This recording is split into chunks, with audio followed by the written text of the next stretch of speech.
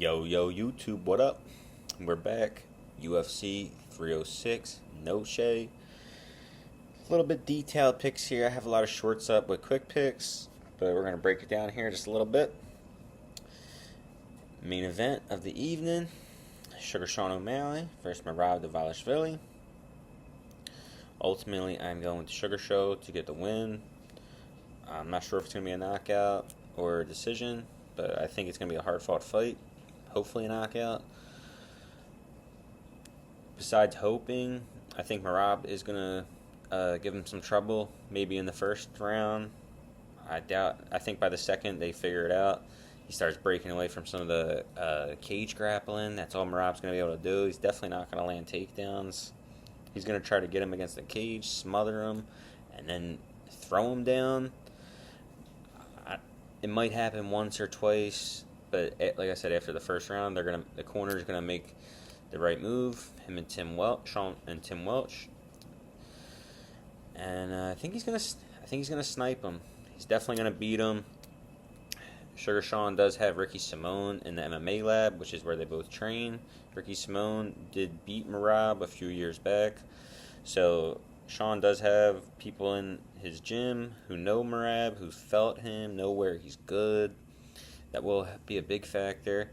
And hopefully Ricky Simone's giving him some good work in some of the sparring sessions leading up to this. Let's go Sugar Show, baby. The next fight, we have the trilogy in the women's fight. Valentina Shevchenko and Alexa Grasso. The first fight, Grasso choked her out. Rear naked choke. And then in the last fight, it was a controversial decision. I thought Valentina won the fight. They called it a 10-8 round in the last round, or maybe it was the fourth round because Alexa Grasso had a really good submission. The fight was almost over. But in this fight, I'm picking Alexa Grasso to end still. She's going to make a title defense here. She's younger. She's younger in fight damage as well. Valentina has been through wars, even through the wins. Grasso hasn't really taken much damage in her career at all. She's a lot younger, like 5 or 6 years younger. I think she puts it together a little better. She definitely has the advantage on the floor. Valentina's not even going to want to land takedowns, which means all Grasso really has to do is defend good striking, spinning kicks, and high kicks, I think. That's where Valentina's really good. But I'm definitely going with Alexa Grasso here. Valentina, she's lost now. Gotten to the draw. She's just not herself anymore. She used to dominate. She's going to be able to look like Israel Adesanya, Kamaru Usman, just champions that held on for so long, trained their life out basically for these championship fights and just gave it their all, had great runs. And it's not that they're not great fighters anymore. I think their bodies are just running out. Let's go Alexa Grasso here. Mexico wants it too. For Noche. Next fight, it is Brian Ortega and Diego Lopes. Ultimately, I'm going with Diego Lopes here. Average confidence. He does look great recently. He's on this run. He had a really close loss to Movsar Evloev a while back. He's been on a run since then. But even in the last fight against Dan Ige, despite all the weird stuff that happened leading up to the fight and the pullout of Ortega in that, Lopes threw it all out there in the first 2 rounds. Then in the third round, just gave it up. Never would have thought that he would be the one on his back, not getting up in the third round, but he really did give it his all to get a finish in the first 2 rounds, and Dan Ige was super tough. A lot of respect to him. But in this fight, Diego Lopes is going to be the better striker. The grappling is going to cancel out once they feel each other a couple times, I think. Whoever lands a takedown, either guy is going to get up. There's maybe someone throws a submission in, but neither of these guys are going to tap each other out. They're both way too high level. And I think Diego beats him up on the feet. Looks back at last fight, doesn't throw the cardio out there completely that bad. and he's going to respect Ortega more than he respected Dan Ige. It's going to be a really close fight. Ortega is not good on the feet. He has a little bit of hands, but his defense is his face. He doesn't move. He has no footwork, no head movement. His head stays on the center line when he throws, and Diego's too powerful for that. I don't think he finishes him, but I think Diego gets him in a 29-28 probably. Close fight. Ortega might win a round by... Ortega gets a takedown, it might stay there. Average confidence, Diego Lopes. Next we have Esteban RIBOVICS versus Daniel ZELLHUBER. And this is a battle of the prospects right here. Two really good fighters. This is a hard fight to pick. Daniel ZELLHUBER is a minus 250, and RIBOVICS is a plus 200. Both these guys only have one loss, 15-1 versus 13-1. Sorry, I didn't really talk about the odds in the last few fights. Sugar Sean was minus 140. We like him. Grasso was minus 130. And Lopes is about minus 180. This is a fight here where we're going to go with a favorite again. We're going with Daniel ZELLHUBER here, minus 250, Mexico's own. He's 6'1", like a 77-inch reach. This guy is huge. Esteban RIBOVICS, on the other hand, way smaller fighter, about 5'8". I think 70-inch reach. His reach is really small. And Esteban RIBOVICS is a very good fighter. He just knocked out Terrence McKinney in like under a minute, which is somewhat impressive. He had the really close fight with Loic Ratstovov.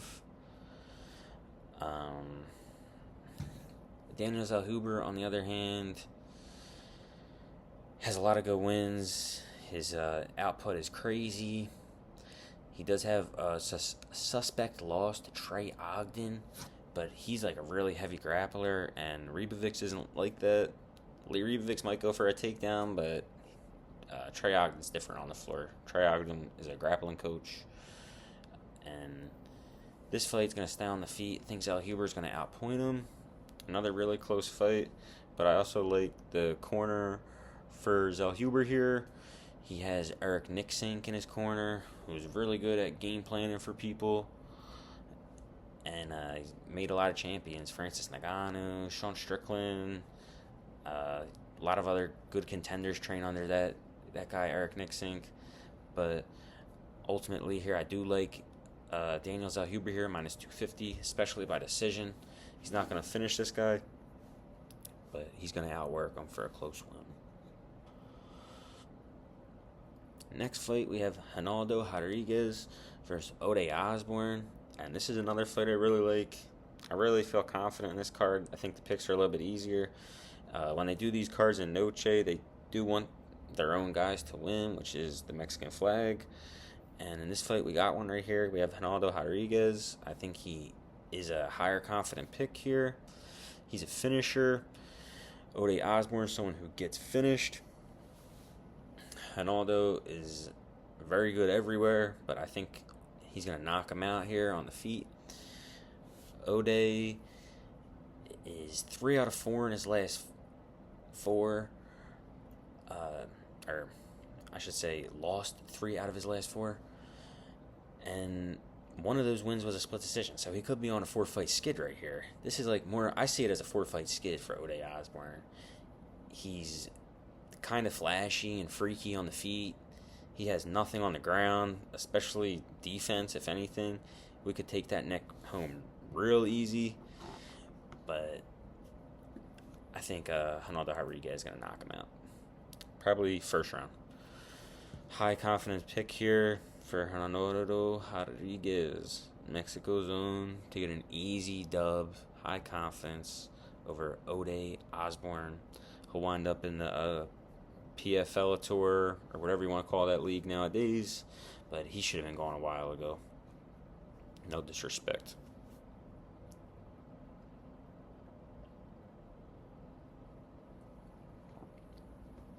Next fight, we have Irene Aldana versus Norma Dumont. In this fight, This is a pick'em fight. It's like minus 110 for each of them. Norma Dumont did start the week as a dog, probably just because she hasn't fought as high competition as Irene Aldana. But in this fight, ultimately, I'm going with Norma Dumont. Very high confidence. She's a heavy grappler. That's how she fights.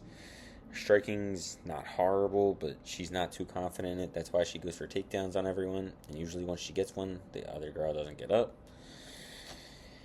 She has an impressive win in her last one. Let's see who that was over. It was... Oh, I don't want to batter the name here, but it's Germaine Durandamy. I didn't even have to look that one up. I was just not trying to butcher it so bad.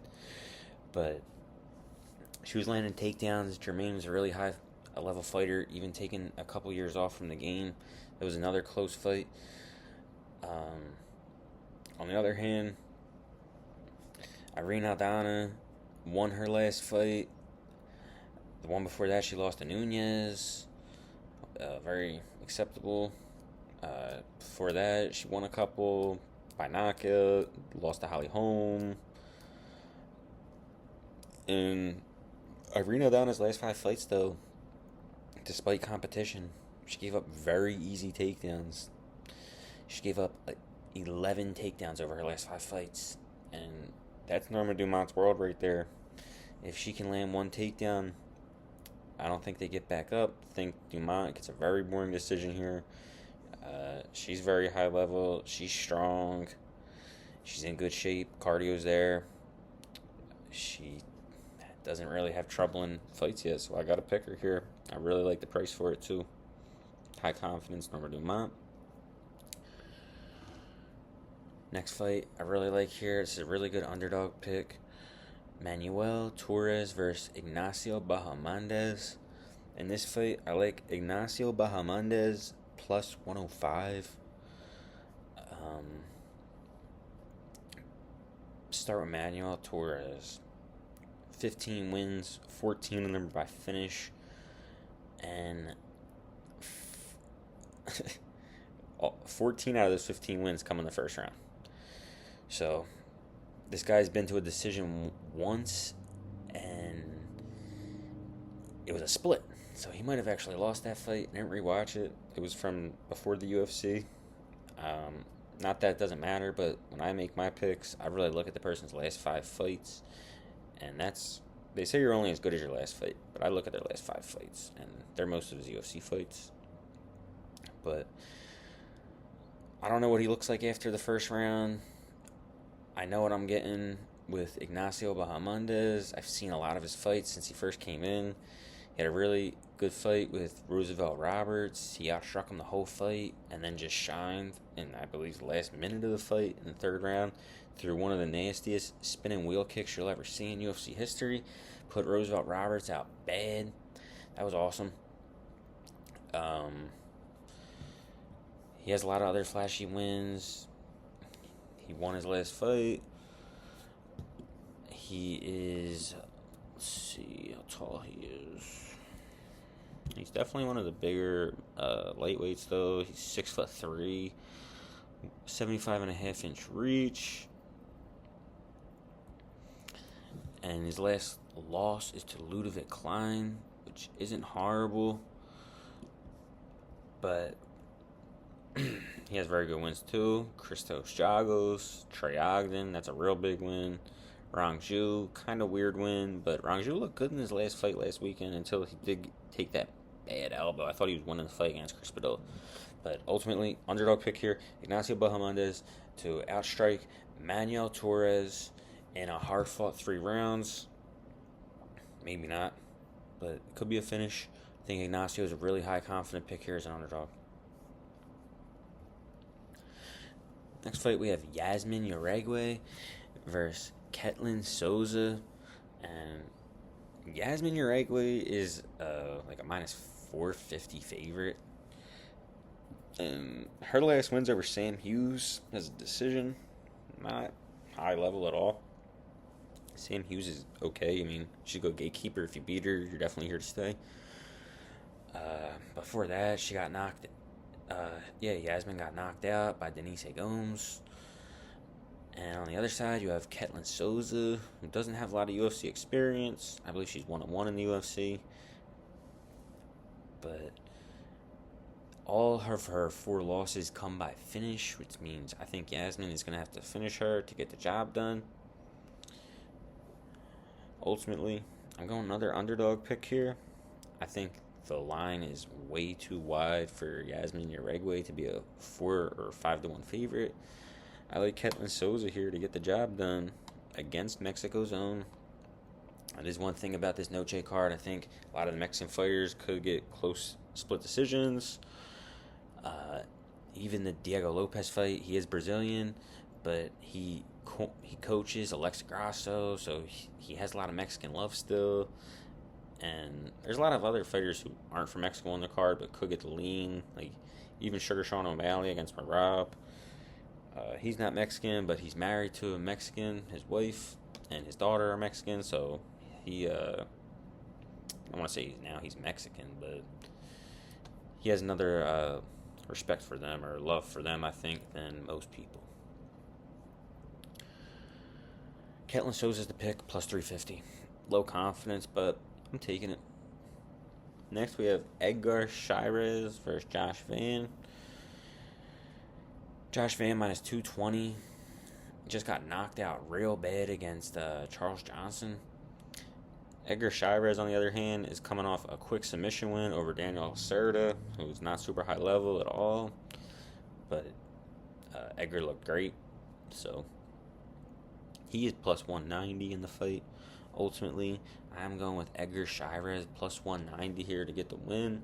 Not sure if it's going to be by a knockout or finish, but I think he has the I think the striking's about even. Josh Van is pretty gritty. I don't like that he's coming off the knockout in like 2 months. Most people don't do that. Sometimes you don't even get clearance from the doctor, but Charles Johnson put him out bad. EDGAR CHAIREZ, I think he has good striking. It's going to be a very close striking match. I think he has the better floor game. I don't think Josh Van's going to want to take the fight to the ground with this guy, especially seeing EDGAR CHAIREZ's last win over Lacerda. But I think Mexico's own here is going to take it. Good striking, way better on the floor. Grappling, jiu-jitsu. Could be a hard-fought 3, but EDGAR CHAIREZ here is the pick on the money line, plus 190. And my last pick for UFC 306 Noche is Raul Rosas Jr. versus RONALDO. One more thing.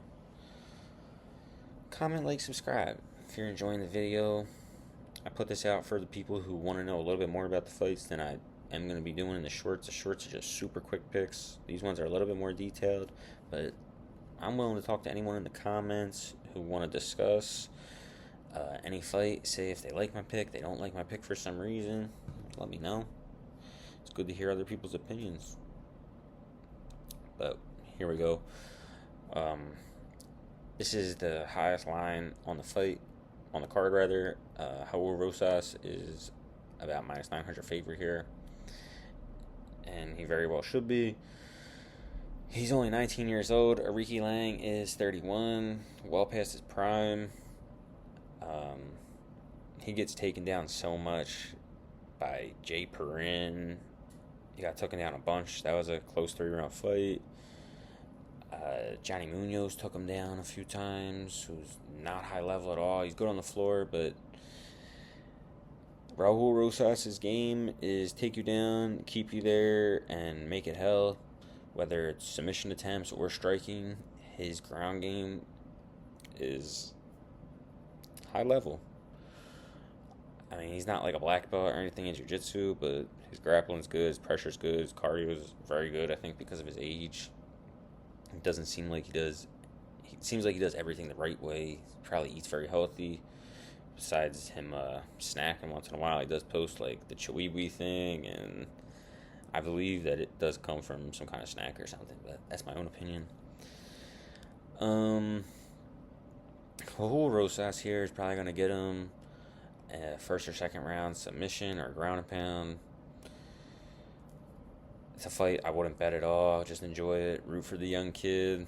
I would say he finishes him, but I don't know how. He usually submits, so I I guess I would take him by rear naked choke, strangle, whatever you want to call it. It's going to conclude your card. Actually, one more stat about that whole Russos fight is fighters that have a 10-year age gap usually lose by like 68 or 69% of the time. So that does favor in Rosas Jr. as well. And he's gonna fire off the night here for the crowd in Las Vegas. But that's gonna conclude your card for UFC 306 Noche. Hope you enjoyed the video. Check out my shorts if you don't feel like watching everything. And I appreciate y'all. Until next time.